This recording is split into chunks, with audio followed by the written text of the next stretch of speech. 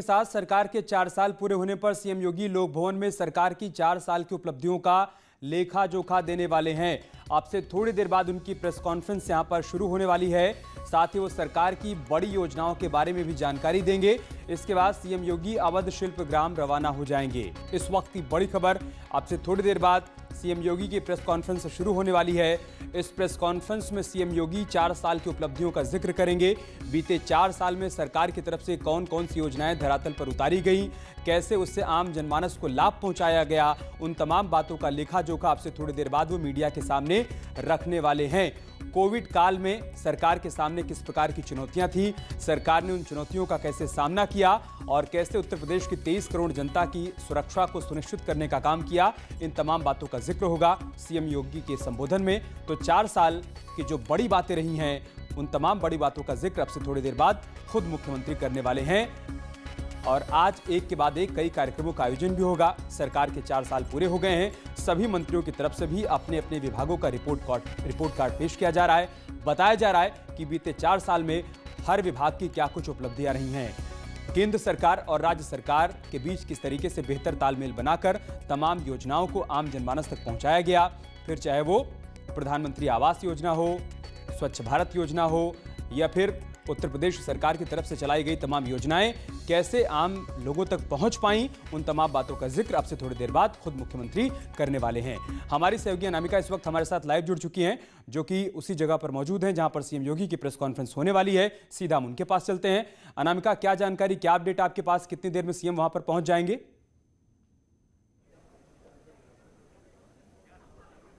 देखिए अमित, 4 साल की उपलब्धियों को लेकर कहें या फिर 4 साल का रिपोर्ट कार्ड कहें, 4 साल का लेखा जोखा कहें, काम का रिकॉर्ड करें या फिर योजनाओं की बात करें, इन सब का लेखा जोखा मुख्यमंत्री योगी आदित्यनाथ कुछ ही देर के बाद प्रेस कॉन्फ्रेंस के जरिए मीडिया के सामने रखने वाले हैं। हालांकि इसी हॉल में मैं मौजूद हूं, लेकिन मुख्यमंत्री से पहले जो तमाम लोग प्रदेश के डिप्टी सीएम हैं हों, चाहे चीफ सेक्रेटरी हों, चाहे प्रदेश अध्यक्ष हो, पार्टी के वित्त मंत्री हो प्रदेश के सुरेश खन्ना, सभी यहाँ पर हॉल में पहुंच चुके हैं। और ठीक सामने देखिए आपको मंच पर तमाम जो प्रदेश के बड़े नेता हैं वो दिखाई दे रहे होंगे। मुख्यमंत्री योगी आदित्यनाथ के आने का इंतजार हो रहा है। मुख्यमंत्री के आने के बाद से प्रेस कॉन्फ्रेंस शुरू हो जाएगी।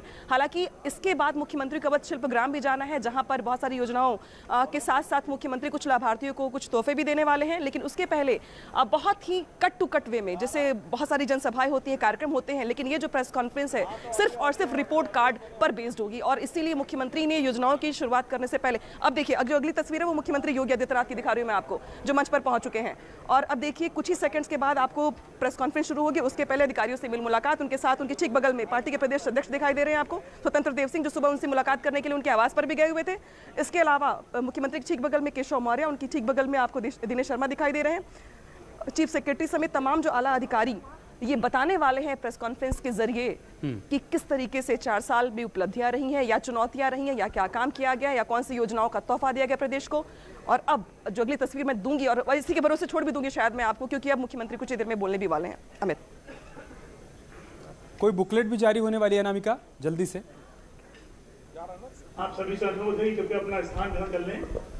बिल्कुल, इसी मौके पर प्रेस कॉन्फ्रेंस के साथ साथ एक किताब जारी की जाएगी। वो बुकलेट हर साल 1 साल का जब कार्यकाल पूरा होता है तो सरकार की ओर से जारी किया जाता है। उस बुकलेट में पूरे के पूरे रिकॉर्ड के साथ, आंकड़ों के साथ ये बताया जाता है कि सरकार ने 21 योजना के तहत कितने लाभार्थी थे, किस योजना का किसको लाभ मिला, कितना लाभ मिला, कितनी फायदेमंद रही, उपलब्धियां सरकार की क्या क्या रही। तो उसको लेकर के जो किताब है वो इस बार भी जारी करेंगे, लेकिन ये प्रेस कॉन्फ्रेंस के बाद किया जाएगा, जिसके बाद मुख्यमंत्री वो किताब हालांकि जारी भी की जाती है, सबको दी जाती है ताकि लोग ये जान सके, आम पब्लिक भी जान सके कि क्या काम किया गया है। और अब देखिए कि किस तरीके से संबोधन शुरू भी हो चुका है चीफ सेक्रेटरी का। ठीक है,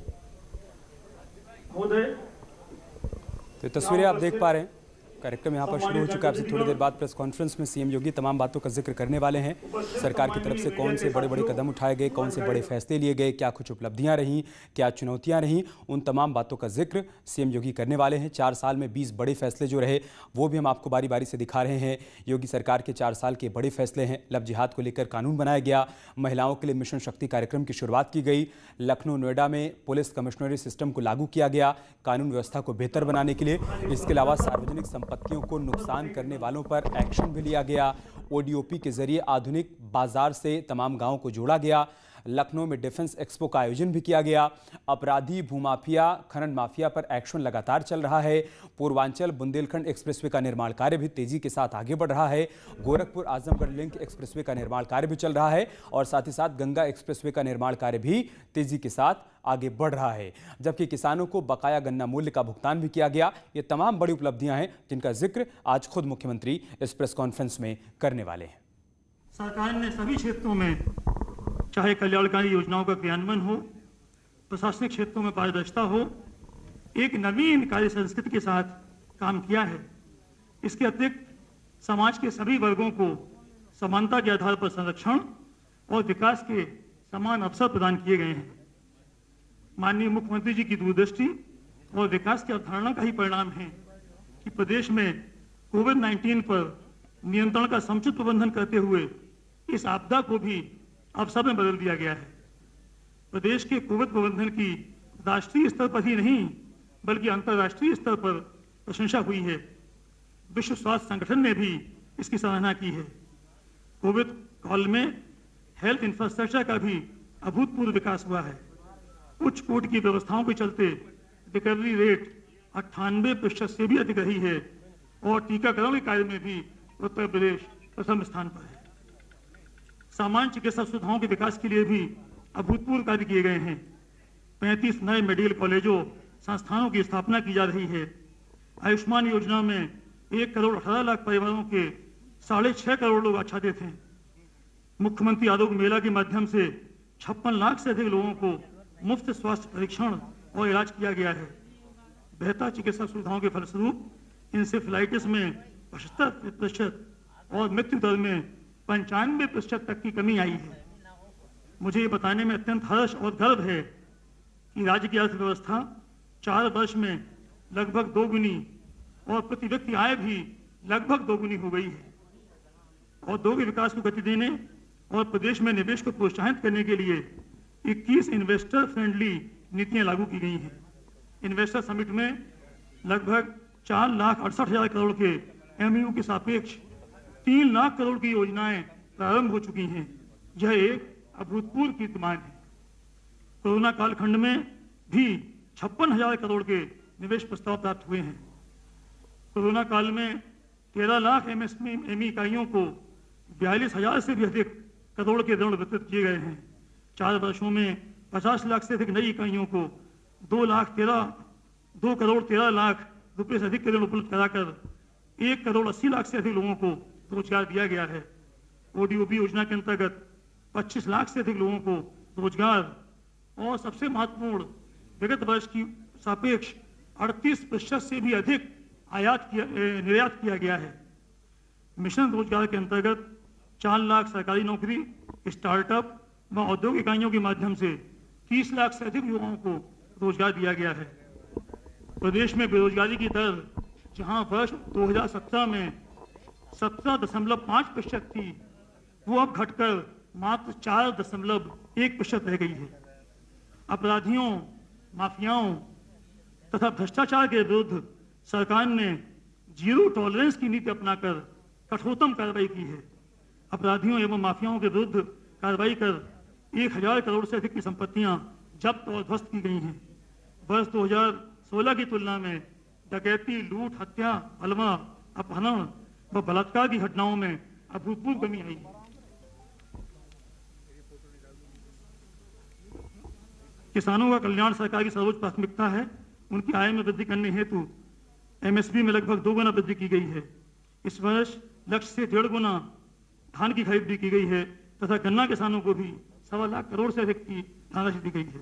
अंत में मैं यहाँ उपस्थित सभी महान भावों व जन सामान को पुनः बधाई देते हुए ये कहकर अपनी बात समाप्त करता हूँ कि विकासोन्मुख, कल्याणकारी, पारदर्शी एवं स्वच्छ सरकार के साथ समाज का प्रत्येक वर्ग अपना सर्वश्रेष्ठ योगदान और प्रदर्शन करने के लिए उत्साहित है। बहुत बहुत धन्यवाद। अब मैं माननीय मुख्यमंत्री जी से अनुरोध करता हूं कि सरकार के 4 साल के कार्यकाल पूरा होने पर वर्ष में जो ना हो पाया, 4 वर्ष में कर दिखाया नामक विकास पुस्तिका का विमोचन करने की कृपा करें। माननीय मुख्यमंत्री।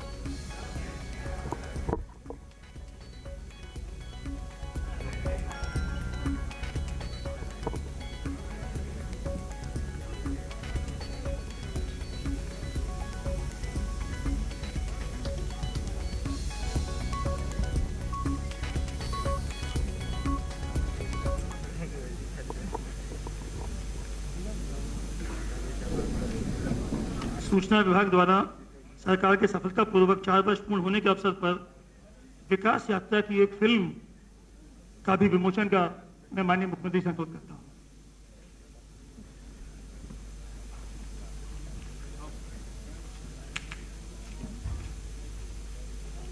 से राज्य को पॉजिटिविटी की तरफ लाना, हताशा, निराशा उससे अलग करके उम्मीद की किरण जगाने का काम योगी सरकार ने किया है।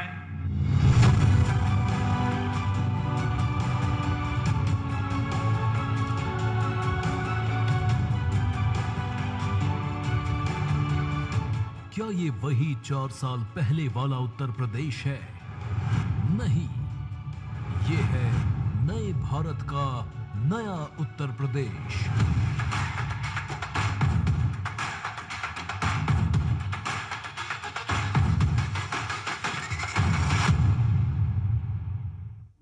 चार साल पहले उत्तर प्रदेश में कानून व्यवस्था ध्वस्त थी, भ्रष्टाचार का बोलबाला था, अर्थव्यवस्था बदहाल थी।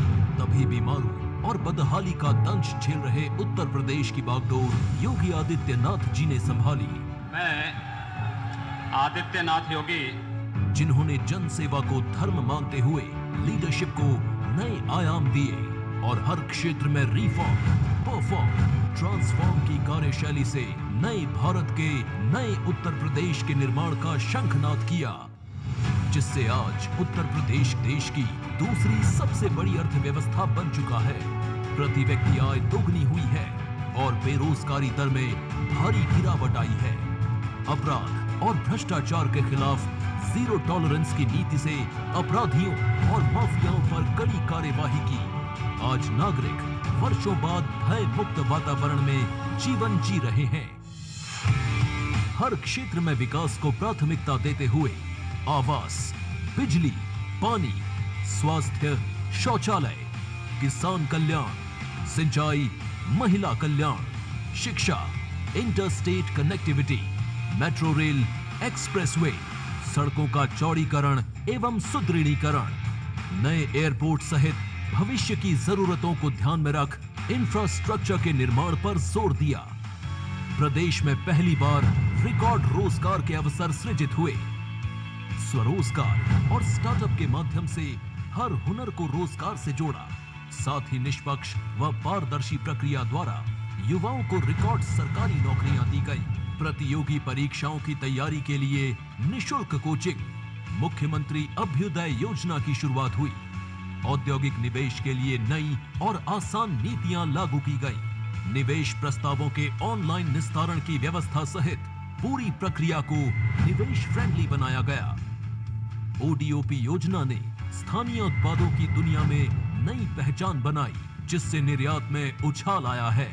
महिलाओं की सुरक्षा व सम्मान के साथ ही उनके उत्थान के लिए व्यापक स्तर पर कार्य किए गए। पहली बार पावर सेक्टर में रिफॉर्म लागू कर पूरे प्रदेश में पावर इंफ्रास्ट्रक्चर मजबूत बनाया और हर घर को रोशन करने में सफलता पाई।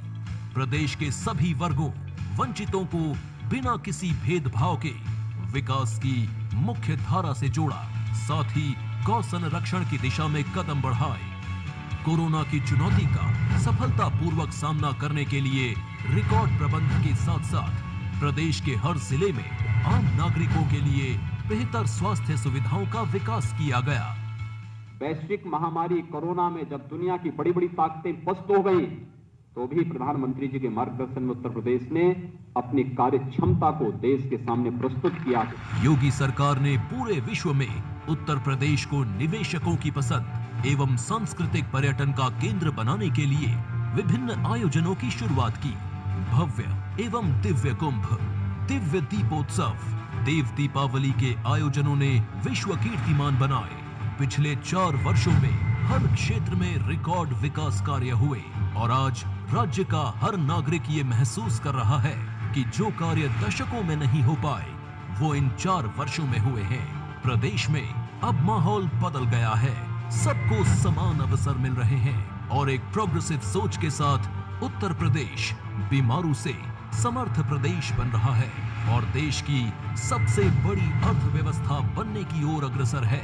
आने वाले वर्षों में उत्तर प्रदेश माननीय प्रधानमंत्री जी के विजन को साकार करते हुए एक भारत श्रेष्ठ भारत के निर्माण में मुख्य भूमिका निभाएगा। उत्तर प्रदेश पूर्वी भारत का ही नहीं बल्कि पूरे देश का ग्रोथ इंजन बन सकता है। काम दमदार योगी सरकार।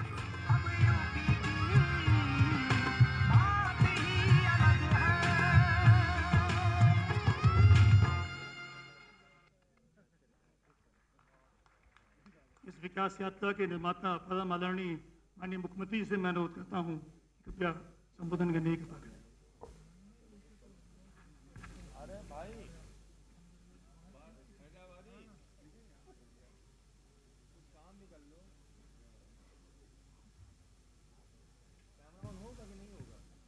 मित्रों, आज की इस विशेष प्रेस वार्ता में मैं अपने सहयोगियों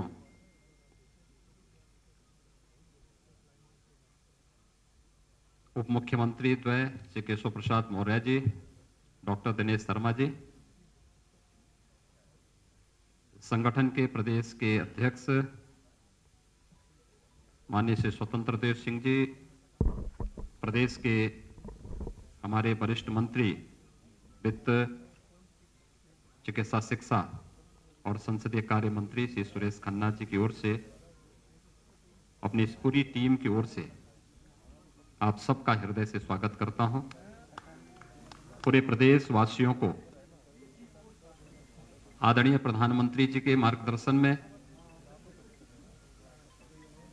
उनके निर्देशन में रिफॉर्म, परफॉर्म और ट्रांसफॉर्म के इस मंत्र का एक मूर्त रूप उत्तर प्रदेश को देने के लिए, उत्तर प्रदेश में हुए व्यापक परिवर्तन के लिए उत्तर प्रदेश के 24 करोड़ जनता का अभिनंदन करते हुए उन्हें हृदय से बधाई देता हूं। मुझे हार्दिक संतुष्टि की अनुभूति है कि उत्तर प्रदेश में ठीक आज ही के दिन 4 वर्ष पहले भारतीय जनता पार्टी नेतृत्व की सरकार के सामने उत्तर प्रदेश का दायित्व हमारी सरकार ने संभाला था और पिछले 4 वर्षों के दौरान आदरणीय प्रधानमंत्री जी के मार्गदर्शन में उस समय के राष्ट्रीय अध्यक्ष और राज्य के गृह मंत्री माननीय अमित शाह जी, भारतीय जनता पार्टी के केंद्रीय नेतृत्व और प्रदेश संगठन के पदाधिकारियों और मंत्रिमंडल के अपने सभी सहयोगियों की मदद से हम लोगों ने प्रदेश के अंदर जो परिवर्तन किया है, आज मैं विश्वास के साथ कह सकता हूं कि इस परिवर्तन ने उत्तर प्रदेश को एक नई पहचान दी है। आज उत्तर प्रदेश बीमारू राज्य की श्रेणी से उभर करके देश की सबसे बड़ी अर्थव्यवस्था के रूप में उभरा है। जिस उत्तर प्रदेश की आबादी सर्वाधिक थी, लेकिन जब अर्थव्यवस्था की बात आती थी या प्रदेश में निवेश की संभावनाओं की बात आती थी, निवेश अनुकूल वातावरण से जुड़े हुए मुद्दों की बात आती थी, या उत्तर प्रदेश के प्रति व्यक्ति आय की बात आती थी, तो इसमें हम लोग प्रथम 3 स्थानों में कहीं नहीं टिकते थे। यही नहीं, प्रदेश के अंदर बेरोजगारी की दर, आबादी अधिक थी तो बेरोजगारी की दर भी उतनी ही अधिक होगी। लेकिन मुझे बताते हुए प्रसन्नता की अनुभूति है कि आज उत्तर प्रदेश निवेश अनुकूल वातावरण बनाने में पूरी तरह सफल रहा। ईज ऑफ डूइंग बिजनेस में, यानी व्यवसाय की सुगमता में, आज उत्तर प्रदेश देश के अंदर 2015-16 में जो रैंकिंग हमारी 14वें स्थान की थी, आज वह दूसरे स्थान पर है। देश की 2015-16 में उत्तर प्रदेश की जो अर्थव्यवस्था 5वें-6ठे स्थान पर थी, आज वह दूसरी अर्थव्यवस्था के रूप में देश में उभरा है। और प्रति व्यक्ति आय भी उत्तर प्रदेश में हम लोगों ने इस दौरान जो प्रयास प्रारंभ किए, रोजगार की व्यापक संभावनाओं को आगे बढ़ाया है। प्रदेश के अंदर हर एक सेक्टर में इंफ्रास्ट्रक्चर के लिए, लोक कल्याण के लिए, एमएसएमई या एग्रीकल्चर के फील्ड में जो कार्य हुए हैं, इसके बहुत सार्थक परिणाम सामने आए हैं। और इसका परिणाम है कि आज प्रति व्यक्ति आय भी दुगने से अधिक उत्तर प्रदेश के अंदर मात्र 4 वर्ष के अंदर देखने को मिली है। ये जो यात्रा है 4 वर्षों की, या उत्तर प्रदेश के ओवरऑल परसेप्शन को बदल करके उत्तर प्रदेश के बारे में देश और दुनिया के सामने एक सकारात्मक माहौल देखने को मिला है। इस सकारात्मक माहौल को बनाने में आदरणीय प्रधानमंत्री जी का मार्गदर्शन, मेरी टीम के सभी सहयोगियों के परिश्रम और प्रदेश की जनता ने जनप्रतिनिधियों के साथ मिलकर के जो फील्ड में रह करके प्रशासनिक टीम के साथ मिलकर के कार्य किया है, ये टीम वर्क जो हर एक क्षेत्र में देखने को, करने को प्राप्त हुए हैं, आज उसका परिणाम है कि उत्तर प्रदेश देश के अंदर नए भारत के, नए उत्तर प्रदेश के रूप में उभरा है। मित्रों, ये वही उत्तर प्रदेश है जिस उत्तर प्रदेश में आज से 4 वर्ष पहले तक केंद्र की किसी भी योजना में उसका कहीं कोई स्थान नहीं होता था। ये सभी योजनाएं आम नागरिक के जीवन में व्यापक परिवर्तन का कारक बननी है। उस समय भी बन सकती थी। याद करिए 2014 में जब प्रधानमंत्री मोदी जी ने देश के प्रधानमंत्री के रूप में शपथ ग्रहण किया था और उसके उपरांत एक एक करके जो योजनाएं देश के अंदर लागू हुई, उन योजनाओं को समयबद्ध ढंग से तत्कालीन सरकार ईमानदारी के साथ उत्तर प्रदेश के अंदर लागू करती, बहुत बड़ा परिवर्तन उस समय किया जा सकता था। सरकारों ने रुचि नहीं ली या उससे पहले उस प्रकार की सोच नहीं थी। केंद्र सरकार के साथ मिलकर के राज्य ने जो उपलब्धियां हासिल की, उसका परिणाम है कि आज हम लोग प्रधानमंत्री आवास योजना में देश के अंदर, चाहे वह ग्रामीण क्षेत्र हो या शहरी क्षेत्र की, प्रधानमंत्री आवास योजना में उत्तर प्रदेश नंबर 1 स्थान पर है। स्वच्छ भारत मिशन जो देश के अंदर दुनिया का सबसे बड़ा एक अभियान था, जिसने प्रत्येक नागरिक के जीवन में व्यापक परिवर्तन करने के साथ ही नारी गरिमा का भी जो प्रतीक बना, इसने व्यापक परिवर्तन का कारण, सबसे बड़ी चुनौती इस मार्ग में उत्तर प्रदेश था। उत्तर प्रदेश ने 2017 से जो कार्य प्रारंभ किया, 2,61,00,000 से अधिक शौचालयों का निर्माण करके देश के अंदर प्रथम स्थान भी प्राप्त किया। केंद्र सरकार की वे सभी योजनाएं, प्रधानमंत्री उज्ज्वला योजना, प्रधानमंत्री सौभाग्य योजना, प्रधानमंत्री उजाला योजना, प्रधानमंत्री किसान सम्मान की योजना, यानी इससे जुड़ी हुई जितनी भी योजनाएं थी, इन सभी योजनाओं में उत्तर प्रदेश जहां पहले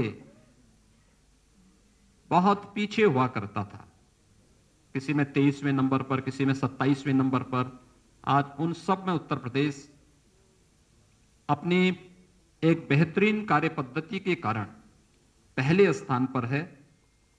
तो खाद्यान्न उत्पादन में भी उत्तर प्रदेश ने इस दौरान बेहतर प्रदर्शन किया है। हम लोगों ने इस दौरान प्रदेश के अंदर किसानों के हितों के लिए जो कार्य प्रारंभ किए, हम सब जानते हैं कि देश के अंदर किसान राजनीति के एजेंडे का हिस्सा ईमानदारी के साथ 2014 के बाद बना, जब सॉइल हेल्थ कार्ड, प्रधानमंत्री फसल बीमा योजना, प्रधानमंत्री कृषि सिंचाई की योजना जैसी योजनाएं लागू हुई। लेकिन लागत का 1.5 गुना एमएसपी किसान को मिले। ये 2018 में प्रधानमंत्री मोदी जी ने इसे देश के अंदर लागू किया। उत्तर प्रदेश में 2017 में हम लोगों ने प्रोक्योरमेंट की पॉलिसी लागू की। रिकॉर्ड मात्रा में खाद्यान्न का क्रय हमने सरकारी क्रय केंद्रों के माध्यम से करना प्रारंभ किया और मुझे बताते हुए प्रसन्नता है कि डीबीटी के माध्यम से केवल खाद्यान्न का 66,000 करोड़ रुपए से अधिक की राशि किसान के खाते में देने का कार्य इस दौरान सरकार ने किया। गन्ना किसानों के जीवन में कितना परिवर्तन हो सकता है, ये वही प्रदेश है जो कभी गन्ना उत्पादन में नंबर 1 पर था, लेकिन बीच के कालखंड में चीनी मिलों को अपने स्वार्थ के लिए बंद करना, औने पौने दाम पर बेचने की जो प्रक्रिया प्रारंभ हुई, गन्ना किसानों का 8-8, 10-10 वर्षों से गन्ना मूल्य का भुगतान नहीं हो पा रहा था। राज्य सरकार ने 2017 में जो कार्य पद्धति आगे बढ़ाई उसका परिणाम है कि पिछले 4 वर्ष के दौरान हमारी सरकार 1,27,000 करोड़ रुपए से अधिक का गन्ना मूल्य का भुगतान करने में सफल रही और कोरोना कालखंड के दौरान भी हम लोगों ने सभी 119 चीनी मिलों का सफलतापूर्वक संचालन प्रदेश के अंदर किया। ये वे कार्य हैं जिसके माध्यम से प्रदेश सरकार व्यापक परिवर्तन करने में प्रदेश के अंदर सफल रही और उसका परिणाम हर एक क्षेत्र में देखने को प्राप्त हुआ। प्रदेश के अंदर चाहे वह ई प्रोसिक्यूशन प्रणाली में प्रदेश ने देश के अंदर प्रथम स्थान प्राप्त करने का रहा हो या फिर अन्य हर एक फील्ड में वे व्यापक परिवर्तन करके दिखाए हैं। प्रदेश के अंदर पिछले 4 वर्षों की हमारी उपलब्धियों में यह भी है कि पिछले 4 वर्ष के दौरान ये वही उत्तर प्रदेश है जिसमें कोई पर्व और त्योहार शांतिपूर्ण तरीके से नहीं मनाया जा सकता था। आज मैं इस बात को बड़े हर्ष और गौरव के साथ कह सकता हूं कि विगत 4 वर्ष में सभी पर्व और त्योहार बहुत शांतिपूर्ण तरीके से प्रदेश के अंदर संपन्न हुए। और यही नहीं, 4 वर्ष में प्रदेश के अंदर कोई दंगा भी नहीं हुआ, बल्कि प्रदेश सरकार ने पेशेवर अपराधी और माफियाओं के खिलाफ, प्रदेश में शांति भंग करने वाले तत्वों के खिलाफ जो कार्रवाई की वो देश के अंदर एक मानक भी बनी और उसके परिणाम देश के अंदर भी और हर एक तबके ने उसको बहुत सकारात्मक भाव के साथ लिया। और आज उसका परिणाम है कि प्रदेश के बारे में लोगों के मन में एक धारणा बदली। आज प्रदेश व्यापक निवेश की उन संभावना का एक सबसे अच्छे गंतव्य के रूप में बना है जहां पर पहले कोई आना नहीं चाहता था, असुरक्षा का भाव था, दंगों के कारण संपत्ति की क्षति का भय होता था। आज उसे इस बात का भय नहीं है। आज हर एक देश और दुनिया का निवेशक का पहला निवेश का सबसे अच्छा गंतव्य कोई दिखाई देता है तो उत्तर प्रदेश उसका सबसे अच्छा गंतव्य है। पुलिस रिफॉर्म के मामले में भी हम लोगों ने इस दौरान अच्छे काम किए। वर्षों से जो मांग होती थी पुलिस कमिश्नरी सिस्टम की, वहां हम लोग प्रदेश के अंदर लागू करने में सफल हुए। प्रदेश की राजधानी लखनऊ और गौतम बुद्ध नगर पुलिस कमिश्नरेट सिस्टम से जुड़ा है। पुलिस के अंदर रिफॉर्म की अन्य जो प्रक्रिया होनी थी या वहां पर पुलिस कर्मियों के लिए बुनियादी सुविधाओं के लिए, चाहे वह पुलिस लाइन में पुलिस बैरक की स्थापना या पीएसी के जर्जर आवासों के स्थान पर उनको अच्छे आवासीय बैरक के निर्माण की कार्रवाई हो, पुलिस थानों में बुनियादी सुविधाओं की आवश्यकता का हो, ये कार्य सफलतापूर्वक संपन्न किए गए। हर एक थाने में 1535 थाने, 350 तहसीलों में महिला हेल्प डेस्क की स्थापना करने के साथ ही प्रदेश के अंदर यह भी प्रयास प्रारंभ किए गए कि जो जर्जर थाने थे वहां पे नए भवनों का निर्माण हो, जिनका क्षेत्रफल ज्यादा था। इस दौरान हम लोगों ने कुछ नए थानों की स्थापना भी प्रदेश के अंदर 59 नए थाने, 29 नई चौकियां, 4 नए महिला थाना, आर्थिक अपराध शाखा के 4 थाने, विजिलेंस के 10 थाने, साइबर क्राइम के 16 थाने और फायर टेंडर के 59 यानी 59 नए केंद्रों की स्थापना भी प्रदेश के अंदर इस दौरान करने में हमें सफलता प्राप्त हुई। अपराध की प्रकृति बदलने के साथ ही प्रदेश के अंदर उस दिशा में नए प्रयास भी प्रारंभ हुए। खासतौर पर 18 जो हमारे रेंज हैं, इन सभी 18 रेंज में नई विधि विज्ञान प्रयोगशालाओं की स्थापना की कार्रवाई को भी प्रदेश सरकार ने तेजी के साथ आगे बढ़ाने का कार्य किया और जो एक प्रदेश के अंदर जीरो टॉलरेंस की नीति अपराध और अपराधियों के प्रति प्रदेश सरकार की रही है, उसका परिणाम रहा है कि 16-17 की तुलना में अगर हम प्रदेश के अंदर कानून व्यवस्था से उसकी तुलना करें या सुरक्षा के मामले में देखें तो डकैती में 65.72%, लूट में 66.15%, हत्या में 19.80%, बलवा में 40.20%, बलात्कार की घटनाओं में 45.43% की कमी भी देखने को मिली है।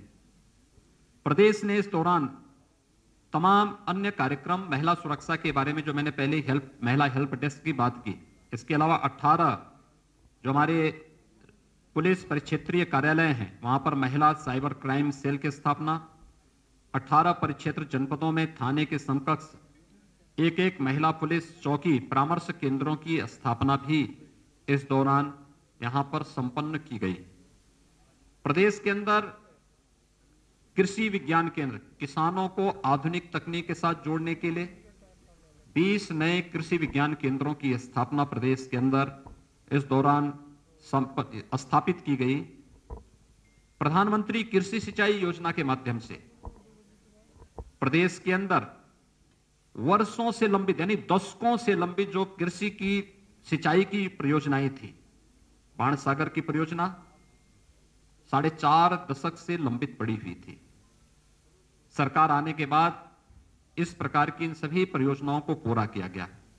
11 सिंचाई की परियोजनाएं अब तक प्रदेश के अंदर जो दशकों से वर्षों से लंबित पड़ी हुई थी उन्हें पूरा करने में हमें सफलता प्राप्त हुई, जिसके कारण प्रदेश के अंदर 2.21 लाख हेक्टेयर अतिरिक्त सिंचाई की सुविधा उपलब्ध हुई और 2,33,000 से अधिक किसान इससे लाभान्वित हुए। इस वर्ष के अंत तक हम लोग लगभग 9 अन्य सिंचाई की परियोजनाओं को पूरा करने के लक्ष्य के साथ कार्य कर रहे हैं, जो प्रदेश के अंदर लगभग 16.5 लाख हेक्टेयर भूमि को अतिरिक्त सिंचन की सुविधा जिसके माध्यम से प्राप्त होने जा रही है और इसके माध्यम से 40,48,000 से अधिक किसान परिवार सीधे सीधे लाभान्वित होने जा रहे हैं। प्रदेश के अंदर किसानों के हितों के लिए इस दौरान अन्य अनेक कदम उठाए गए, खासतौर पर जहां पर उन्हें लाइसेंस फ्री व्यवस्था देने की आवश्यकता थी। खांडसारी उद्योग में लाइसेंस की स्वीकृति की प्रक्रिया को सरलीकरण करने और उसे निःशुल्क लाइसेंस उपलब्ध कराने की कार्रवाई की। 267 नए ऐसे लाइसेंस इस दौरान उपलब्ध करवाए गए। 220 नई जो मंडी स्थल निर्मित करने के कार्य हुए। 27 मंडियों के आधुनिकीकरण की कार्रवाई इस दौरान हुई। 291 ई नाम मंडी की स्थापना के साथ 87 लाख किसानों और 84,000 व्यवसायियों को इसके साथ जोड़ने में हमें सफलता भी प्राप्त हुई और साथ साथ मंडी शुल्क को भी 1% कम करने के का कार्य भी इस दौरान किसानों के हित को ध्यान में रख करके और प्रदेश के हित को ध्यान में रख करके प्रदेश सरकार ने यहां पर किया। देश की अर्थव्यवस्था का आधार हमारा ग्रामीण भारत है, लेकिन ग्रामीण भारत की जनजीवन की स्थिति क्या है? आखिर यहां पर आप बैठे हुए सभी महानुभावों से मैं बहुत उसके साथ कहना चाहूंगा कि यह देश 1947 में आजाद हुआ। 2017 में जब प्रदेश के अंदर हमारी सरकार आई थी, तब प्रदेश में कई दर्जन गांव ऐसे थे जिन्होंने आजादी के बाद शासन की किसी भी सुविधा का उपभोग नहीं किया था। न वहां सड़क थी, न बिजली थी, न पानी था, न स्कूल की सुविधा थी, न स्वास्थ्य की सुविधा थी। यहां तक कि उन लोगों को वोटिंग का राइट भी नहीं था। देश की संसद के द्वारा कानून पास किए जाने के बावजूद राज्य सरकार की इच्छा शक्ति का अभाव उन लोगों को शासकीय सुविधा से वंचित किए हुए थी। और आज मुझे बताते हुए प्रसन्नता है कि प्रदेश के अंदर वन्य गांवों को राजस्व गांव के रूप में बदलने, शासन की सभी प्रकार की बुनियादी सुविधाओं से आच्छादित करने में हमें सफलता प्राप्त हुई। मुसहर गांवों में बुनियादी सुविधाएं उपलब्ध कराने, अनुसूचित जनजाति के थारू, कोल, बाहुल्य गांवों में भी सुविधाएं उपलब्ध कराने का कार्य और आवश्यकता पड़ी, क्योंकि एसईसीसी के सर्वे में पहले इन लोगों को आच्छादित नहीं किया गया था। 2011-12 के सर्वे में इन लोगों को उपेक्षित छोड़ दिया गया था। हमारी सरकार ने इन्हें विभिन्न योजनाओं से आच्छादित करने के साथ ही वहां पर आवासीय सुविधा के लिए मुख्यमंत्री आवास योजना लागू की। और आज मुझे बताते हुए प्रसन्नता है कि सभी मुसहर गांव, सभी वन्य गांव, बनटांगिया गांव इन सुविधाओं से आच्छादित हो चुके हैं और प्रदेश सरकार ने नई योजना के अंतर्गत थारू, कोल और सहरिया जैसी जातियों को भी अब इससे कवर करने की कार्रवाई को आगे बढ़ाने का कार्य किया। इस दौरान हम लोगों ने मुख्यमंत्री आवास योजना के माध्यम से प्रधानमंत्री आवास योजना के अतिरिक्त जो आवास उपलब्ध कराए गए, मुसहर जाति के 38,112, बनटांगिया गांवों के 4,779, कुष्ठ रोगियों को 2,115 आवास उपलब्ध कराने में हम लोगों को इस दौरान मदद मिली और इन योजनाओं ने उनके जीवन में व्यापक परिवर्तन का कार्य भी किया। ग्रामीण क्षेत्र की अर्थव्यवस्था में कनेक्टिविटी का एक बड़ा योगदान है और प्रदेश के अंदर भी आप याद करिए, जब 2017 में प्रदेश के अंदर सरकार आई थी तब प्रदेश के अंदर दो बातें बहुत साफ चलती थी, एक सड़क कनेक्टिविटी को लेकर के और दूसरा बिजली को लेकर के। ये मान्यता थी कि अगल बगल के सभी राज्यों में शाम के बाद बिजली चलती थी और जहां से अंधेरा शुरू होता था लोग मानते थे उत्तर प्रदेश की सीमा शुरू हो गई है। आज मैं कह सकता हूं उत्तर प्रदेश के अंदर विद्युत व्यवस्था को बेहतर करने में और बिना भेदभाव के शासन की योजना बिना भेदभाव की प्रत्येक नागरिक को मिलनी चाहिए और यह कार्य प्रदेश सरकार ने इस दौरान किया। हर जिला मुख्यालय को 24 घंटे, हर तहसील मुख्यालयों को 20 से 22 घंटे और ग्रामीण क्षेत्र में 16 से 18 घंटे की विद्युत की आपूर्ति करने के साथ ही 1,21,000 गांवों तक बिजली पहुंचाने का काम, यानी इंफ्रास्ट्रक्चर, नया इंफ्रास्ट्रक्चर खड़ा किया गया और 1,38,00,000 ग्रामीण परिवारों को निःशुल्क विद्युत कनेक्शन उपलब्ध करवाने में सरकार ने जहां सफलता प्राप्त की, वहीं साथ ही साथ इस दौरान कनेक्टिविटी को बेहतर किया गया। इंटर स्टेट कनेक्टिविटी, प्रदेश की सीमा नेपाल राष्ट्र से भी जुड़ी हुई है। बिहार, छत्तीसगढ़, झारखंड, मध्य प्रदेश, राजस्थान, उत्तराखंड, हरियाणा, उत्तराखंड और दिल्ली राज्यों से भी जुड़ी हुई है। ये इंटर स्टेट कनेक्टिविटी को भी बेहतर करने, 4 लेन की कनेक्टिविटी के साथ जोड़ने, हर जिला मुख्यालय को 4 लेन की कनेक्टिविटी के साथ जोड़ने, तहसील और विकासखंड मुख्यालयों को 2 लेन के साथ जोड़ने और ग्रामीण क्षेत्रों की सड़कों की भी सुदृढ़ीकरण का कार्य सफलतापूर्वक इस दौरान प्रदेश के अंदर करने में सफलता प्राप्त हुई। प्रदेश के अंदर वे क्षेत्र जहां पर जनवरी के बाद से पेयजल का संकट खड़ा होता था, खासतौर पर बुंदेलखंड और बिंद क्षेत्र, आज मुझे बताते हुए प्रसन्नता है कि आदरणीय प्रधानमंत्री जी के अनुकंपा से हम लोगों ने बुंदेलखंड में जल जीवन मिशन के अंतर्गत वहां पर हर घर नल की योजना लागू कर दी है और इस वर्ष के अंत तक प्रयास है कि ज्यादातर गांवों में शुद्ध पेयजल की आपूर्ति होती हुई दिखाई देगी।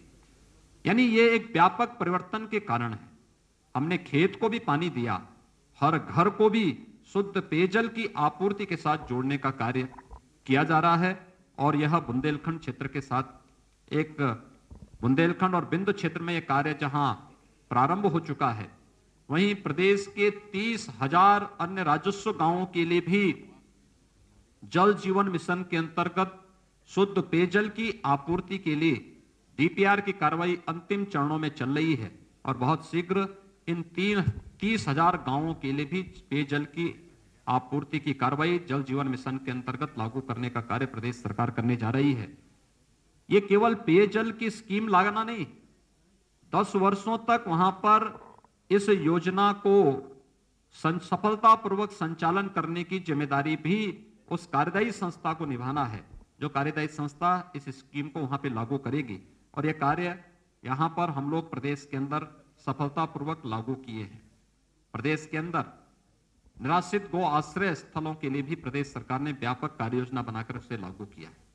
मुझे बताते हुए प्रसन्नता है कि हम लोगों ने इस संबंध में 3 स्कीम पहले से ही लागू की है, जिसमें निराश्रित गो आश्रय स्थल जो प्रदेश सरकार के द्वारा संचालित ग्रामीण और शहरी दोनों क्षेत्रों में संचालित हो रही है, जिसमें 5.5 लाख से अधिक गोवंश हमारे पास पहले से निराश्रित गो आश्रय स्थलों में है। दूसरी स्कीम हमारी इसमें है, जिसमें सहभागिता योजना के अंतर्गत अगर कोई किसान अपने घर में एक एयरटेक किए हुए गोवंश को रखता है, तो उस गोवंश को हम एक किसान परिवार को अधिक से अधिक 4 गोवंश तक उपलब्ध कराते हैं, तो वह किसान परिवार को हम लोग 900 रुपए प्रति गोवंश हर महीने भी उपलब्ध करवाते हैं। हर महीने इसका भौतिक सत्यापन भी होता है। लगभग 80,000 गोवंश इस प्रकार से किसान परिवारों को उपलब्ध कराए गए हैं।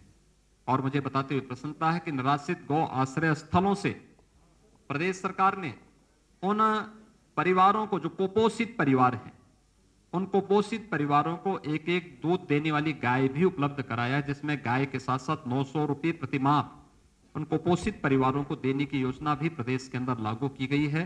और बहुत सारे कुपोषित परिवार इस योजना का लाभ ले रहे हैं, जिसमें गाय के साथ साथ 900 रुपये प्रति माह उस परिवार को उस सेवा के बदले मिल रहे हैं। सरकार ने यह भी निर्णय लिया है कि वह हर नया पंचायत स्तर पर निराश्रित गो आश्रय स्थलों की स्थापना के कार्य को युद्ध स्तर पर आगे बढ़ाएगी। एंटी भूमाफिया टास्क फोर्स ने प्रदेश के अंदर इस दौरान अच्छा काम किया। 60,62,000 से अधिक जो वाद थे उसका निस्तारण किया। 54,000 हेक्टेयर से अधिक लैंड को भूमाफियाओं के कब्जे से मुक्त कराने में हमें सफलता प्राप्त हुई। और ये भूमाफियाओं के कब्जे से छुड़ाई गई भूमि, ये हमारे लिए प्रदेश के अंदर निवेश के लिए एक लैंड बैंक का भी काम की। लेकिन साथ साथ यह उन गरीब परिवारों को, जिनके पास अभी तक अपना आवास बनाने के लिए कोई भूमि नहीं थी, उन्हें भूमि का पट्टा वहां पर उपलब्ध कराने में भी हमें मदद मिली।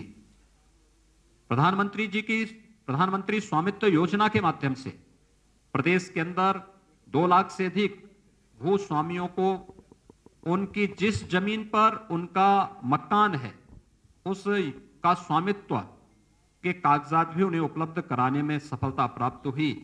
तो विरासत अभियान के माध्यम से भी 8,87,000 से अधिक ऐसे प्रकरण थे, जिसके माध्यम से हम लोगों ने प्रदेश के अंदर सफलता प्राप्त की और सफलतापूर्वक इन सभी समस्याओं का समाधान करने में भी प्रदेश सरकार को सफलता प्राप्त हुई।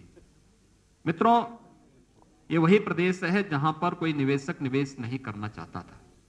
और मुझे बताते हुए प्रसन्नता है कि पिछले 4 वर्ष के दौरान प्रदेश के अंदर 3 लाख करोड़ रुपए से अधिक का निवेश प्रदेश के अंदर हुआ।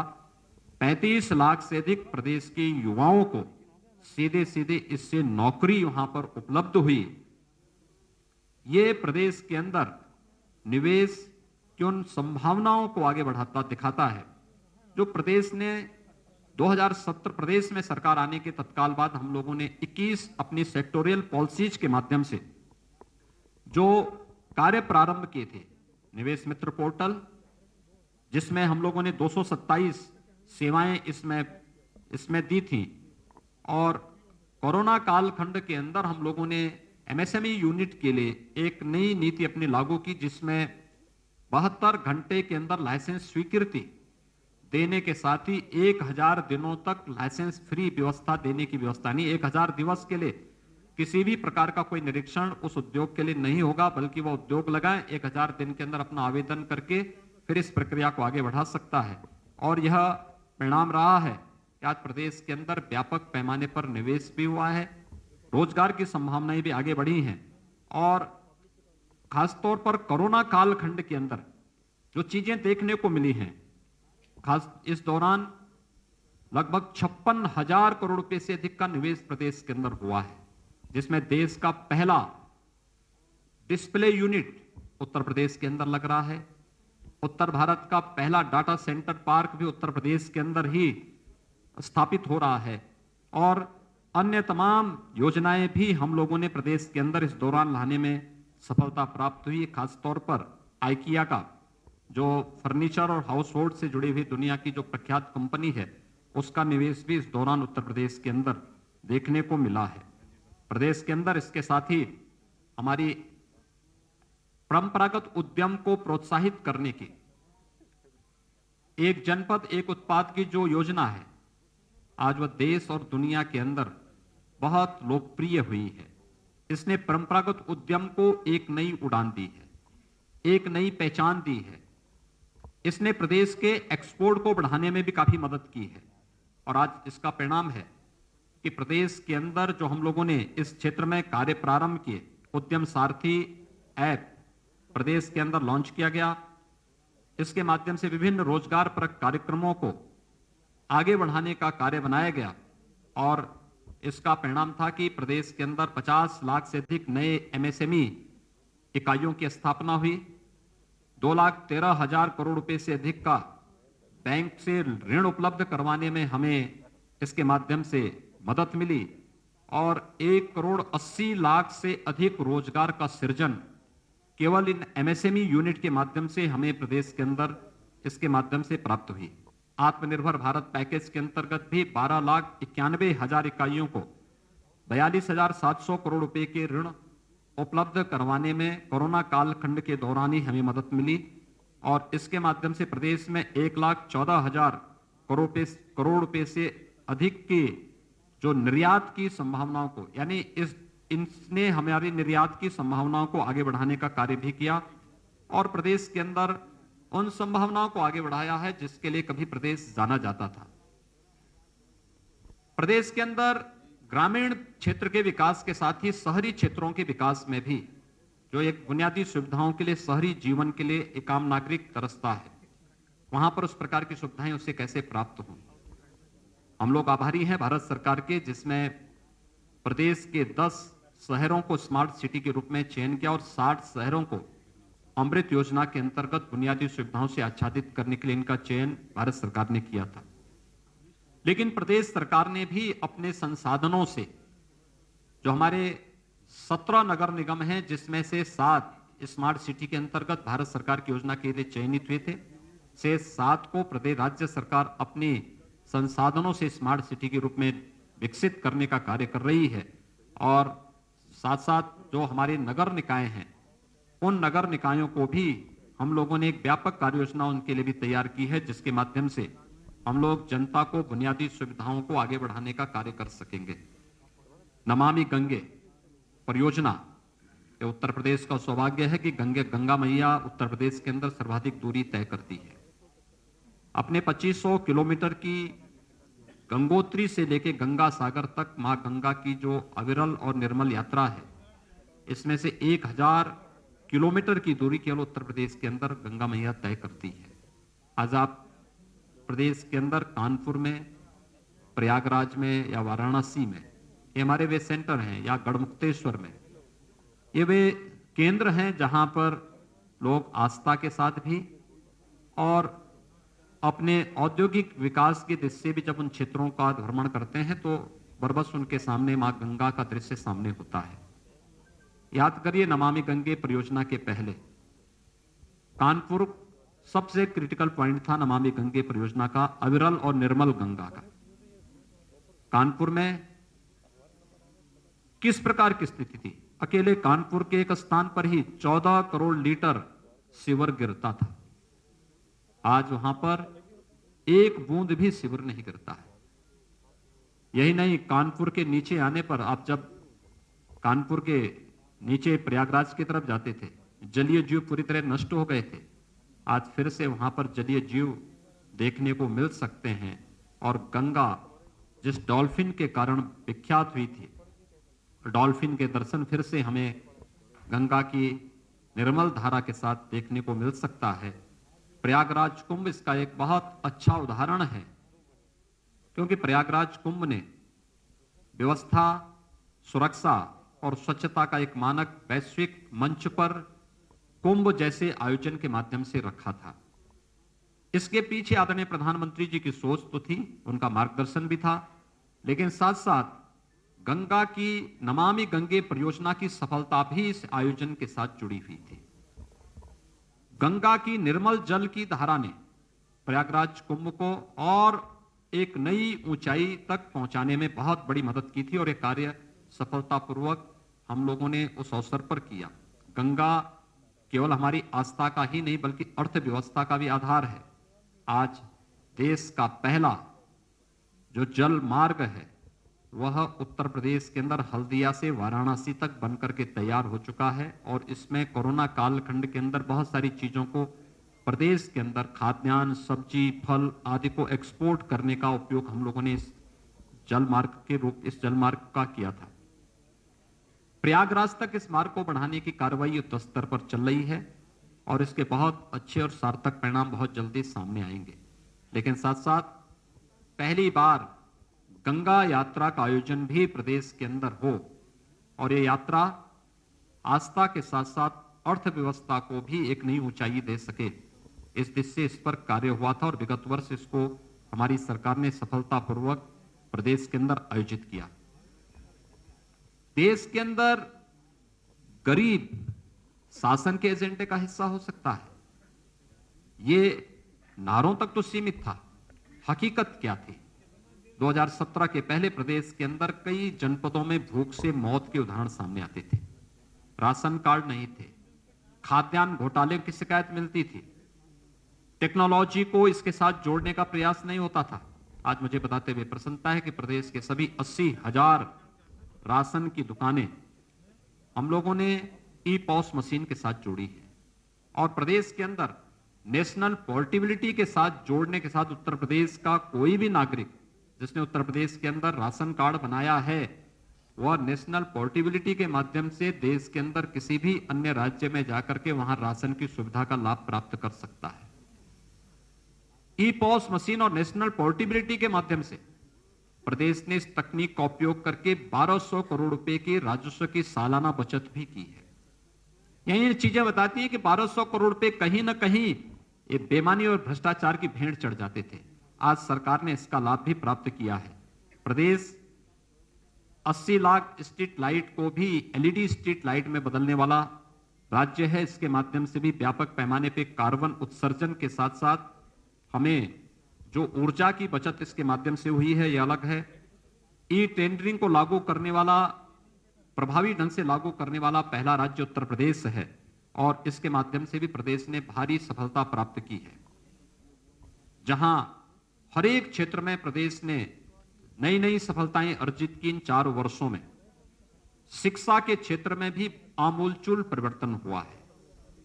प्रदेश के अंदर 2017 के पहले नकल के अड्डे हमारे माध्यमिक और उच्च शिक्षा के केंद्र बने हुए थे।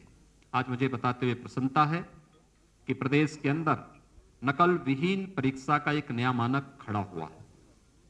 दूसरा, बेसिक शिक्षा परिषद, माध्यमिक शिक्षा परिषद, उच्च शिक्षा में शिक्षा के क्षेत्र में जो व्यापक परिवर्तन किए वह उन स्कूलों में और उन क्षेत्रों में हुए परिवर्तन के माध्यम से देखा जा सकता है। अकेले बेसिक शिक्षा परिषद के स्कूलों में 4 वर्ष के दौरान 54 लाख से अधिक बच्चे इसमें प्रवेश किए। प्रदेश सरकार ने ऑपरेशन कायाकल्प के माध्यम से 1.25 लाख से अधिक विद्यालयों में बुनियादी सुविधाओं से आच्छादित उन्हें किया। वहां पे फ्लोरिंग की व्यवस्था, फर्नीचर की व्यवस्था, बालक बालिकाओं के लिए अलग अलग टॉयलेट की व्यवस्था या अन्य बुनियादी सुविधाओं के साथ साथ अन्य सुविधाएं भी उपलब्ध कराने के साथ ही स्मार्ट क्लासेस भी वहां पर देने में सफलता प्राप्त की। माध्यमिक शिक्षा के क्षेत्र में भी व्यापक परिवर्तन हुए। एनसीईआरटी का पाठ्यक्रम वहां लागू करने में मदद मिली। उच्च शिक्षा के क्षेत्र में भी जहां पर व्यापक परिवर्तन करने के साथ ही 3 नए विश्वविद्यालय सहारनपुर, अलीगढ़ और आजमगढ़ में बनाने का मार्ग प्रशस्त हुआ, तो प्रदेश के अंदर निजी विश्वविद्यालयों की स्थापना का कार्य संपन्न हो सके, इसके लिए भी प्रदेश सरकार ने बहुत अच्छी सफलता प्राप्त की है और यह कार्य हमारा बहुत अच्छे ढंग से आगे बढ़ रहा है। प्रदेश के प्रतियोगी छात्रों के लिए हम एक मंच दे सकें। प्रदेश सरकार ने अभी हमने कोरोना कालखंड के अंदर देखा था, बहुत सारे बच्चे हमारे ऐसे थे जो राज्य के बाहर प्रतियोगी परीक्षाओं की तैयारी करने के लिए गए थे।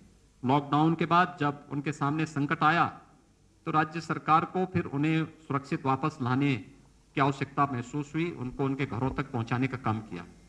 मुख्यमंत्री अभ्युदय योजना, मुझे बताते हुए प्रसन्नता है कि 18 लाख से अधिक बच्चे इस समय मुख्यमंत्री अभ्युदय योजना के साथ फिजिकली और वर्चुअली जुड़ चुके हैं, जिसमें उन्हें विभिन्न प्रकार की प्रतियोगी परीक्षाओं के साथ साथ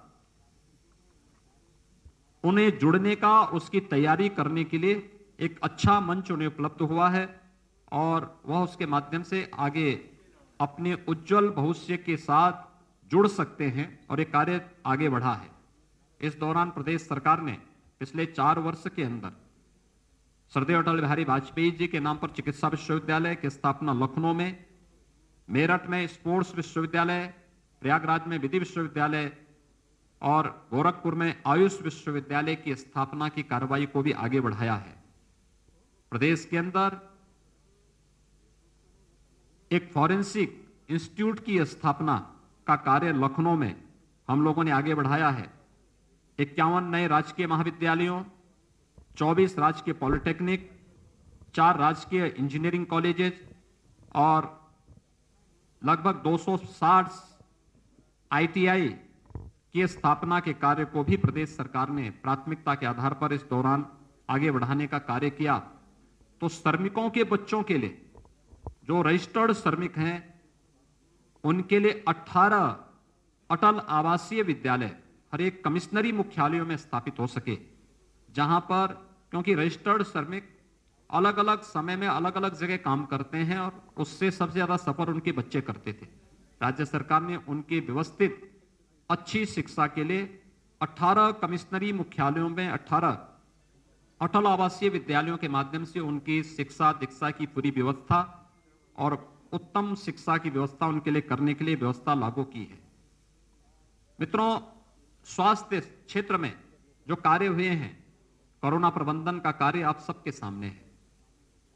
जो उत्तर प्रदेश हेल्थ इंफ्रास्ट्रक्चर में सबसे कमजोर माना जाता था, देश के अंदर सबसे बड़ी आबादी के बावजूद कोरोना के 1 वर्ष के इस कालखंड के दौरान आप सबने इस बात को महसूस किया होगा कि उत्तर प्रदेश का प्रबंधन बेहतरीन रहा है। इसकी प्रशंसा वैश्विक संगठन, विश्व स्वास्थ्य संगठन ने भी इसकी प्रशंसा की। कोरोना प्रबंधन में हम लोग सफल रहे क्योंकि आदरणीय प्रधानमंत्री जी का मार्गदर्शन इस दिशा में प्राप्त होता था। लेकिन 4 वर्ष पहले जो नींव हम लोगों ने प्रदेश के अंदर रखी, मुझे आश्चर्य होता है, 1947 से 2016-17 तक प्रदेश के अंदर केवल 12 गवर्नमेंट मेडिकल कॉलेज बन पाए थे और 2016-17 से 2020-21 के बीच में वर्तमान में प्रदेश 30 नए मेडिकल कॉलेज की स्थापना प्रदेश के अंदर वर्तमान में हो रही है। 2 एम्स जो संचालित हो चुके हैं, एक गोरखपुर में, दूसरा रायबरेली में। ये दोनों OPD के साथ साथ वहां पर UG की क्लासेस वहां पे प्रारंभ हो चुकी हैं। ये प्रदेश के अंदर ये वे कार्य हैं जिसमें कोरोना प्रबंधन के साथ साथ हम लोगों ने इंसेफ्लाइटिस की रोकथाम करने के लिए भी जो कार्य किया। आज मुझे बताते हुए प्रसन्नता है कि 38 जनपद प्रदेश के ऐसे थे जहां पर इंसेफ्लाइटिस से व्यापक पैमाने पे मौत होती थी। 1200-1500 मौतें केवल 1-2 मेडिकल कॉलेज और चिकित्सालयों में ही हो जाती थी और जो लोग घर से वहां नहीं पहुंच पाते थे उनकी संख्या अलग थी। आज मुझे बताते हुए प्रसन्नता है कि प्रदेश सरकार ने अंतर विभागीय समन्वय के माध्यम से इंसेफ्लाइटिस में बीमारी पे 75% और मौत के आंकड़ों में 95% नियंत्रण प्राप्त करने में सफलता प्राप्त की। स्वास्थ्य के प्रति व्यापक जागरूकता के लिए हर रविवार को प्रदेश के अंदर हर प्राथमिक स्वास्थ्य केंद्र में मुख्यमंत्री आरोग्य मेलों का आयोजन हो रहा है, जिसमें लाखों की संख्या में प्रदेशवासी उससे लाभ ले रहे हैं। न केवल स्वास्थ्य की सुविधा का, बल्कि केंद्र और प्रदेश सरकार की स्वास्थ्य संबंधी विभिन्न प्रकार की योजनाओं, पोषण से जुड़ी हुई योजनाओं का लाभ भी इसके माध्यम से लेने में सफलता प्राप्त हो रही है। आयुष्मान भारत योजना, मुख्यमंत्री जन आरोग्य योजना के दायरे को बढ़ाने का भी निर्णय प्रदेश सरकार ने किया है। हर किसान परिवार को, हर संगठित और असंगठित क्षेत्र के मजदूरों को भी इस योजना से आच्छादित करने की कार्रवाई प्रदेश के अंदर बेहतरीन तरीके से आगे बढ़ाने का कार्य हुआ है। मित्रों, प्रदेश के अंदर इंफ्रास्ट्रक्चर, उत्तर प्रदेश 1947 से 2016 तक केवल 2 एक्सप्रेसवे बना पाया था और 4 वर्ष के दौरान प्रदेश सरकार 5 नए एक्सप्रेसवे के साथ आज कनेक्टिविटी के लिए बेहतरीन मंच उपलब्ध करा रहा है। 2017 तक प्रदेश के अंदर एयर कनेक्टिविटी 2 हमारे एयरपोर्ट कनेक्टेड थे, एक लखनऊ का और दूसरा वाराणसी का। आज मुझे बताते हुए प्रसन्नता है, प्रयागराज, गोरखपुर, कानपुर, आगरा, बरेली, हिंडन, ये सभी एयरपोर्ट वायु सेवा के साथ जुड़ चुके हैं। इसके साथ ही 3 नए इंटरनेशनल एयरपोर्ट की स्थापना का कार्य प्रदेश के अंदर चल रहा है। कुशीनगर में इंटरनेशनल एयरपोर्ट का कार्य अंतिम यानी पूरा लगभग पूरा हो चुका है। बहुत शीघ्र वहां पर अंतर्राष्ट्रीय विमान सेवाएं प्रारंभ होंगी। जेवर, गौतम बुद्ध नगर में एशिया का सबसे बड़ा एयरपोर्ट राज्य सरकार बनाने जा रही है और अयोध्या में भी एयरपोर्ट के निर्माण की कार्रवाई युद्ध स्तर पर चल रही है। लेकिन इसके साथ ही 17 नए एयरपोर्ट के निर्माण की कार्रवाई प्रदेश सरकार अलग अलग स्थानों पर कर रही है, जिसमें प्रदेश के अंदर सहारनपुर है, मेरठ, अलीगढ़, मुरादाबाद, आजमगढ़, श्रावस्ती, चित्रकूट, सोनभद्र, यानी ये सभी क्षेत्र हैं जहां के बारे में कोई सोचता नहीं था। वहां भी हम इन सभी, आपके ललितपुर, ये सभी क्षेत्रों में बेहतरीन वायु सेवा की सुविधा उपलब्ध कराने का कार्य किया जा रहा है। 2017 के पहले तक प्रदेश में एक भी शहर हमारा मेट्रो से नहीं जुड़ा था। आज मुझे बताते हुए प्रसन्नता है कि प्रदेश के अंदर राजधानी लखनऊ, गाजियाबाद, नोएडा, ग्रेटर नोएडा ये मेट्रो की सुविधा से आच्छादित है। कानपुर और आगरा में मेट्रो का कार्य युद्ध स्तर पर चल रहा है और इस वर्ष के अंत तक वहां पे प्रथम चरण का कार्य, फेज फर्स्ट का कार्य संपन्न हो जाएगा। ये कार्य प्रदेश के अंदर तेजी के साथ चल रहे हैं। पूर्वांचल एक्सप्रेसवे और बुंदेलखंड एक्सप्रेसवे इसी वर्ष हम लोग जनता को समर्पित करेंगे। यहाँ पे सामान्य वायु, वहां पर सेवाएं हम लोग सुविधाएं उपलब्ध करवाएंगे। गंगा एक्सप्रेसवे का कार्य, भूमि अधिग्रहण की कार्रवाई अंतिम चरणों में चल रही है और बहुत तेजी के साथ इस पे कार्य चल रहा है। प्रदेश के अंदर बेहतरीन कनेक्टिविटी के लिए भी जो कार्य अलग अलग सेक्टर में हुए हैं, ये आप सबके सामने हैं और इन सभी सुविधाओं का लाभ प्रदेश के अंदर लिया जा रहा है। महिला कल्याण के लिए प्रदेश सरकार ने विशेष अभियान प्रारंभ किया, खासतौर पर मिशन शक्ति का हमारा अभियान, जिसमें हम लोगों ने हर थाना में महिला हेल्प डेस्क की स्थापना की। हर एक तहसील में भी महिला हेल्प डेस्क की स्थापना इस दौरान की गई। बालिका के जन्म लेने से लेकर के और उसके बालिक होने तक शासन की अलग अलग योजनाओं से इसे आच्छादित करने की कार्रवाई संपन्न की गई। मुख्यमंत्री कन्या सुमंगला की योजना, जिसमें 6 अलग अलग चरणों में 15,000 रुपए का एक पैकेज एक बालिका को उपलब्ध कराने की व्यवस्था हो। मुख्यमंत्री सामूहिक विवाह की योजना, अब तक 1,52,000 से अधिक बालिकाओं का, इसमें राज्य सरकार के द्वारा 51,000 रुपए की सहायता उन परिवारों को उपलब्ध कराई जाती है। यह सुविधा उपलब्ध कराई गई। 6,94,000 बालिकाओं को अब तक कन्या सुमंगला योजना के माध्यम से लाभान्वित किया गया। तो ग्रामीण क्षेत्र की अर्थव्यवस्था में भी महिलाओं का योगदान जो सर्वविदित है, उस पर भी सरकार ने कार्य करना प्रारंभ किया। हर ग्राम पंचायत में एक बैंकिंग कॉरेस्पॉन्डेंट सखी की तैनाती करने की कार्रवाई, या फिर ग्रामीण क्षेत्र में राशन कोटे की दुकान जहां पर विवादित हो जाती है, वहां पर महिला स्वयंसेवी समूह को इसकी जिम्मेदारी उनको दे देना। या पोषण मिशन जो हमेशा विवादित रहा है, इस पूरे मिशन को राज्य उत्तर प्रदेश पहला राज्य है जिसने यह निर्णय लिया कि प्रदेश के अंदर पोषण मिशन का कार्य महिला स्वयंसेवी समूह कर संभालेंगे और इस कार्य को भी प्रदेश के अंदर लागू करने की कार्रवाई प्रदेश के अंदर लागू किया गया। हम लोगों ने 2019 में झांसी में बलेनी मिल्क प्रोड्यूसर की स्थापना की थी। भारत सरकार के सहयोग से संचालित यह संस्था आज वहां पर महिला सशक्तिकरण का एक प्रतीक बना है। एक वर्ष में 46 करोड़ का टर्नओवर और 2 करोड़ का नेट प्रॉफिट कमाने वाली यह संस्था इसी तर्ज पर प्रदेश के अंदर मुख्यमंत्री महिला सामर्थ्य योजना लागू करने की एक कार्रवाई प्रदेश के अंदर प्रारंभ हुई है और मुझे बताते हुए प्रसन्नता है कि यह कार्य तेजी के साथ आगे बढ़ते हुए दिखाई दे रहे हैं।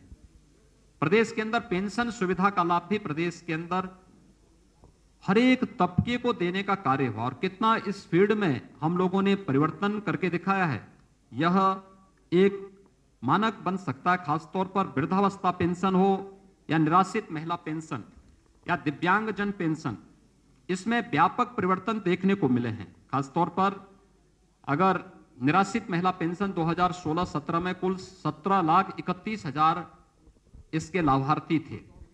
आज मुझे बताते हुए प्रसन्नता है कि प्रदेश के अंदर इस समय 27,95,000 इसके लाभार्थी वर्तमान में केवल निराश्रित महिला पेंशन के माध्यम से लाभान्वित हो रहे हैं। वृद्धावस्था पेंशन 2016-17 में कुल 37 लाख लोगों को इस सुविधा मिलती थी। आज 20-21 में ये 52 लाख वृद्धजनों को ये पेंशन की सुविधा का लाभ हम उपलब्ध करा रहे हैं। दिव्यांगजन पेंशन 2016-17 में केवल 8,75,000 दिव्यांगजनों को इस सुविधा मिलती थी। आज 20-21 में हम 11,20,000 से अधिक दिव्यांगजनों को इस सुविधा का लाभ दे रहे हैं। इसमें राशि भी बढ़ाई गई। दिव्यांगजन में 300 से 500 रुपये राशि की गई, वृद्धावस्था पेंशन में 400 से 500 रुपये राशि की गई और इसके साथ ही प्रदेश के अंदर स्कॉलरशिप 2016-17 में केवल 50 लाख बच्चों को स्कॉलरशिप, अनुसूचित जाति, जनजाति और ओबीसी के 50 लाख बच्चों को इस सुविधा मिल पाती थी। आज 65 लाख बच्चों को इस सुविधा से लाभान्वित करने का कार्य प्रदेश के अंदर किया जा रहा है। ये पेंशन के साथ ही प्रदेश के अंदर पर्यटन और संस्कृति के क्षेत्र में भी बहुत बड़े कार्य प्रदेश के अंदर हुए हैं। 2016-17 में प्रदेश पर्यटन की दृष्टि से तीसरे नंबर पर था देश के अंदर। आबादी में सबसे पहले स्थान पर हम थे, लेकिन पर्यटन की सुविधाएं विकसित न होने के नाते, उधर अपेक्षित ध्यान न दिए जाने के नाते इसके कोई अपेक्षित लाभ प्रदेश को नहीं मिल पाता था। पर्यटन हमारे लिए केवल एक सामान्य लोक आय आवागमन के माध्यम नहीं है, बल्कि ये रोजगार सृजन के भी माध्यम है। प्रयागराज कुंभ ने उसका एक बहुत बड़ा आधार प्रस्तुत किया और आज मुझे बताते हुए प्रसन्नता है, उत्तर प्रदेश धार्मिक पर्यटन में देश में नंबर 1 पर फिर से आ चुका है। प्रदेश इस दौरान अनेक अन्य सुविधाओं को प्रदेश कर, चाहे वो प्रयागराज कुंभ हो, इस दौरान पिछले 4 वर्ष के अंदर जो विभिन्न प्रकार के आयोजन, यूपी इन्वेस्टर समिट का आयोजन, प्रदेश के अंदर प्रवासी भारतीय दिवस का आयोजन, प्रदेश के अंदर हम लोगों ने इस दौरान प्रयागराज कुंभ का सफलतापूर्वक आयोजन करने, प्रदेश के अंदर युवा महोत्सव के सफलतापूर्वक आयोजन का श्रेय, या फिर विधानमंडल की 3 विशेष सम्मेलन आयोजित करने की कार्रवाई हो, जहां ये कार्य सफलतापूर्वक संपन्न हुए हैं। कोरोना काल खंड के अंदर अयोध्या में मर्यादा पुरुषोत्तम भगवान श्री राम के भव्य मंदिर के कार्य को आदरणीय प्रधानमंत्री जी के कर कमलों के शुभारंभ होना, यह भी प्रदेश के लिए एक बहुत बड़ी उपलब्धि रही है कि वर्षों से जन आस्था का सम्मान करने के समय जो एक आम जन की आवाज थी, उस आवाज को एक मान्यता मिली और हम आभारी हैं आदरणीय प्रधानमंत्री जी ने समय देकर के जहां इस कार्य को आगे बढ़ाया। वहीं काशी में काशी विश्वनाथ कॉरिडोर के माध्यम से काशी को एक नई पहचान दिलाने की कार्रवाई, उसके पुरातन काया को नए कलेवर के रूप में वैश्विक मंच पर स्थापित करने की कार्य योजना हो, या मिर्जापुर में विंध्यवासिनी धाम को एक नए स्वरूप में देश और दुनिया के सामने प्रस्तुत करने का कार्य, अयोध्या को दीपोत्सव हो या बरसाना का रंगोत्सव का कार्यक्रम, काशी का देव दीपावली का कार्यक्रम हो, या फिर प्रदेश के अंदर तमाम उन स्थलों में, चाहे वह हेरिटेज टूरिज्म का हो या इको टूरिज्म की संभावनाओं को आगे बढ़ाने का है, ये सभी बहुत सारे क्षेत्रों में कार्यक्रम हो रहे हैं। हम लोगों ने प्रदेश के अंदर 4 फरवरी से चौरी चौरा महोत्सव के आयोजन को आगे बढ़ाया है और इस वर्ष में देश की आजादी का अमृत महोत्सव भी प्रारंभ हो रहा है। ये प्रारंभ आदरणीय प्रधानमंत्री जी के कर कमलों से 11 मार्च को इसका शुभारंभ हो चुका है और ये कार्यक्रम हमारे निरंतर आगे बढ़ते हुए दिखाई दे रहे हैं और इन कार्यक्रमों के माध्यम से देश के उन सभी अमर शहीदों के प्रति, जिन्होंने देश की आजादी के लिए अपना सर्वस्व न्यौछावर किया था, उन सभी के प्रति हमारी विनम्र श्रद्धांजलि उन सभी के प्रति है। तो देश की आजादी के बाद देश की सीमाओं पर भारत की रक्षा करते हुए अपने आप को बलिदान करने वाले भारत के बहादुर जवानों के प्रति भी देश का नमन है और इसमें उत्तर प्रदेश सरकार पूरी प्रतिबद्धता के साथ कार्य कर रही है।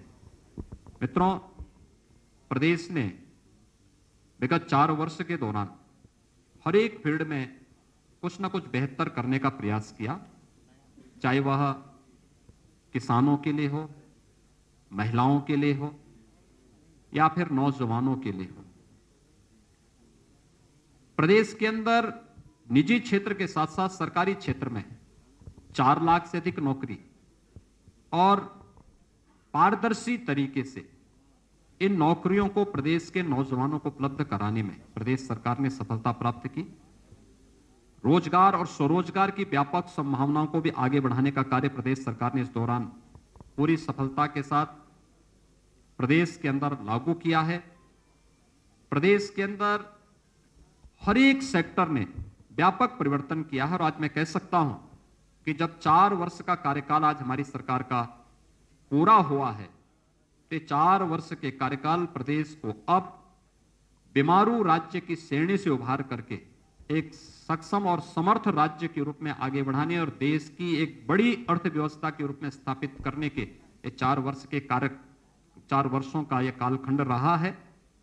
मुझे प्रसन्नता है कि 4 वर्ष के दौरान प्रदेश सरकार की सभी प्रकार की योजनाओं को आम जन तक पहुंचाने में आप सभी मित्रों ने जो सकारात्मक सहयोग किया है, वह न केवल 4 वर्ष के दौरान हर एक योजना को, इसमें सरकार की अपनी भूमिका होती है, प्रशासन की अपनी सीमाएं होती हैं, संगठन के कार्यकर्ता उन्हें उन लोगों तक पहुंचाने का प्रयास करते हैं, लेकिन वही बातें जब मीडिया के माध्यम से आम जन तक पहुंचती हैं तो हर पक्ष उसका अवलोकन करता हुआ दिखाई देता है। एक सकारात्मक भाव के साथ प्रदेश के प्रति आप सभी ने प्रदेश के अंदर एक प्रत्येक जन के मन में जो एक सकारात्मक भाव पैदा करने का प्रयास किया है, मैं इसके लिए आप सबका हृदय से अभिनंदन करता हूं। प्रदेशवासियों को 4 वर्ष की इस यात्रा में सहभागी बनने के लिए उन सबका हृदय से अभिनंदन करता हूं।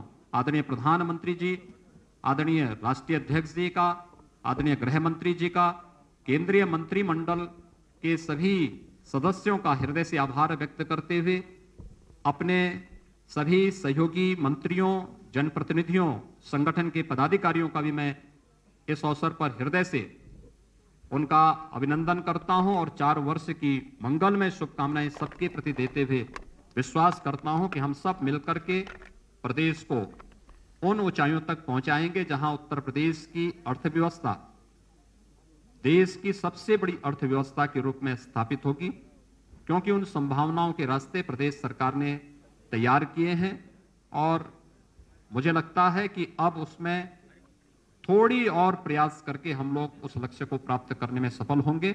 मैं एक बार फिर से आप सबके सकारात्मक सहयोग के लिए आप सभी को हृदय से साधुवाद देता हूं, हृदय से बधाई देता हूं, अभिनंदन करता हूं। धन्यवाद। जय हिंद।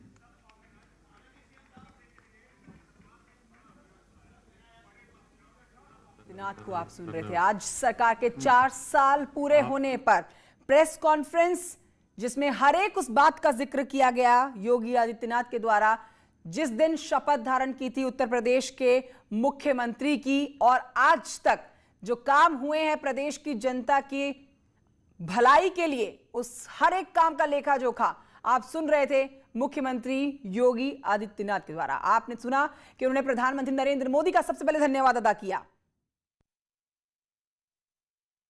जो आवश्यक होता है उस प्रकार के कदम सरकार ने उठाए हैं और आगे भी प्रदेश के हित में, प्रदेश के विकास के लिए, लोक कल्याण के लिए जो भी आवश्यक होगा प्रदेश सरकार उस प्रकार का कदम उठाएगी। धन्यवाद धन्यवाद धन्यवाद आपका सभी का आने का, आपने समय निकाला। वो आपको प्रेस नोट अभी हम उपलब्ध करा देंगे। आप सभी लोग भी लंच पर भी आमंत्रित हैं। धन्यवाद।